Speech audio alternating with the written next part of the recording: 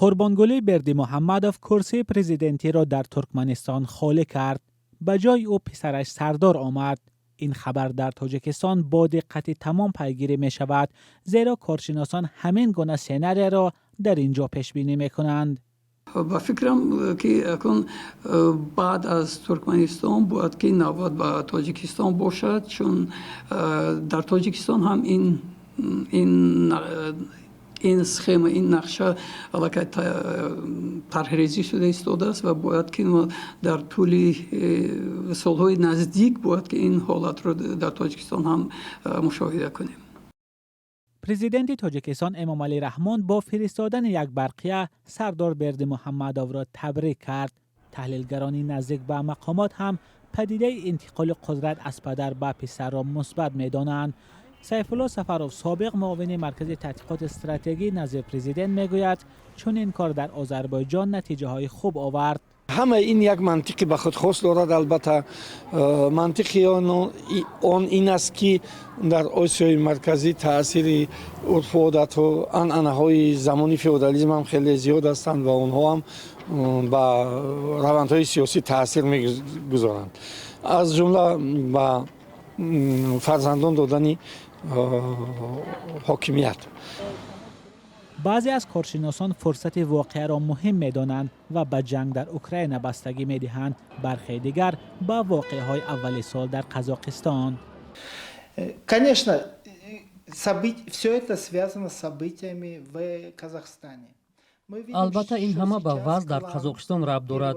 мо мебинем ки ҳоло клани президенти якум Нурсултон Назарбоев зери фишор аст. ин натиҷаи он аст ки ҳоло қудрат дар дасти нафаре аст ки аз клани вай нест. ин вазъи пешомада онҳоро дар ҳарос гузошт. низомҳои мо низомҳои инфиродӣ ва қавмӣ ҳастанд, яъне талош мекунанд хешу таборашонро ба қудрат наздик кунанд, назорат мебаранд ки ба манфиатҳои хонавода авлавият дода шавад.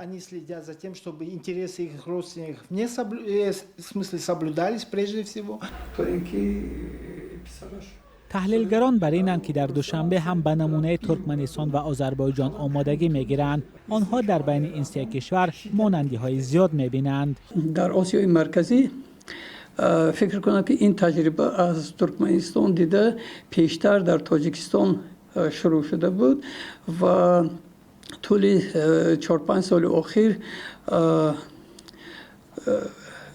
رستم امامعلی را برای رسیدن به مقام بلند تیار میکردند و از این در ساختارهای گوناگون به حیث راهبر میگذاشتند تا تجربه گیرد و به همین وسیله تیاری بیند.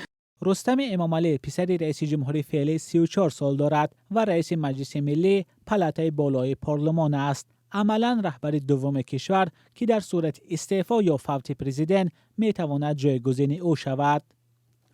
ترکمنستان با وجود کشور سرشار از نفت و گاز بودن از فقیرترین کشورهای منطقه است. تا آنجا که مردم غذای کافی ندارند، اینچنین ترکمنستان از نظامهای خودکامه‌ترین در جهان است که در ریتینگ‌های وابسته به آزادی بیان در قطار کره شمالی است. حالا این همه مشکل از قربانگلی بردیمحمدوف به پسرش میراث میماند. اگرچه سردار بردیمحمدوف وعده اصلاح را داده است، ولی برخی ها به تغییر افزا شبهه دارند. مولا رجب یوسفی، نگاره فضل‌الدین، آزادی، دوشنبه.